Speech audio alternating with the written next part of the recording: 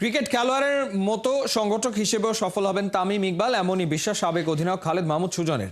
সভাপতি পদে দেখলেও অবাক হবেন না, তবে সুজন মনে করেন বিসিবির ক্রিকেট অপারেশনসের চেয়ারম্যানের দায়িত্বে তামিম আসলে লাভ হবে দেশের ক্রিকেটেরই। কেন এবং কিভাবে সফল হবেন তামিম, সেই ব্যাখ্যাই চট্টগ্রামের সহকর্মী সাইফুল রূপককে দিয়েছেন Khaled Mahmud Sujon. Off the field Tamim is excellent. আমি বলবো যে অফ দ্য ফিল্ড তামিমের quality is very very high. মানে সেটা সে গরিব মানুষ, সেটা জমাদার হোক, মানে ম্যাথর হোক, চালা হোক, যেই হোক, সে সবাইকে কিন্তু খুব নিঃস্বার্থভাবে হেল্প করে বলে জানায়ও না সে। যেটা সবচেয়ে বড়, যেটা আমরা জানি, সবাই জানি, কারণ ওই যে হেল্পটা পায় সে আইসা কানে কানে বলে দেয় যে তামিম ভাই হেল্পটা করছে। দেশসেরা ওপেনারকে অনেকেই ডাকেন কলিজাওয়ালা খান বলে। 22 গজে হিংস্রতা, উইলোর ঝড় তোলেন, মাঠের বাইরে উদার মানসিকতা দেখিয়ে সবার মন কাড়েন। আন্তর্জাতিক ক্রিকেটকে গুড বাই বলা নাম্বার 1 ওপেনার কি সংগঠক হিসেবেও টপেই থাকবেন? সামনে বিসিবি ইলেকশনে নির্বাচন করতেও পারে, তার একটা ইন্টারেস্ট থাকতেও পারে, এটা আপনি কিভাবে দেখেন? আমি চাই করুক, আসুক, আমি চাই ওরা আসুক, কারণ ওরা আসলে যেটা হবে যে internationally they are well recognised, সবাই ওদেরকে চিনে জানে। এটা করসপন্ডেন্স অনেক সুবিধা হবে, ইন্টারন্যাশনাল ক্রিকেটে আমাদের ডেভেলপমেন্ট হবে আরও বেশি।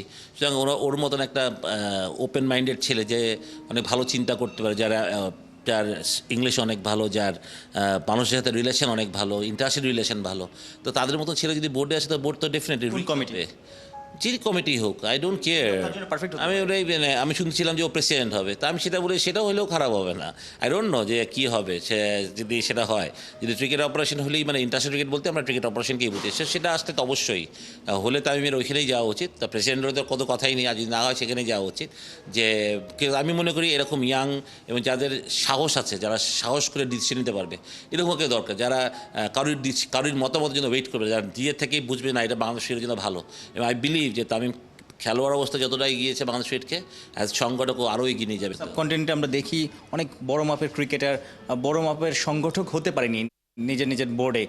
তামিমের জন্য চ্যালেঞ্জটা কোথায়, বা আপনি কতটুকু পটেনশিয়াল দেখেন এই জায়গাটাতে? আমি মনে করি কোনো চ্যালেঞ্জ না, তামিম নোজ এভরিথিং। ক্রিকেটে যারা আমরা খেলেছি, আমরা কিন্তু ইফ নোজ বার্ডস সব জানি, যেটা অনেকেই জানে না। হ্যাঁ, একটা এগুলো হচ্ছে গিয়ে যারা এইসব কথা বলে, কারা যারা সংগঠক, মানে যারা ক্রিকেট খেলেনি তারা বলে যে ক্রিকেটাররা ভালো সংগঠক হতে পারবে না, কারণ তাদের পজিশন হয়তো একটা চলে যাবে। এটা ফালতু কথা। আমাদের থেকে ভালো সংগঠক কে হবে? কারণ আমরা তো জানি যে আমরা কী সমস্যাটা পেয়েছি ক্রিকেটে। একটা প্লেয়ার থেকে ভালো, তামিম হয়তো বুঝবে যে আমি আমার প্লেয়িং ডেজে এটা পাইনি, এটা প্লেয়ারটা এটা পেলে খুশি হয়, এটা পেলে ভালো। তা আমরা ক্রিকেট বোর্ড কার জন্য? প্লেয়ারদের জন্যই তো, প্লেয়ারদের বেনিফিশিয়ারির জন্যই তো।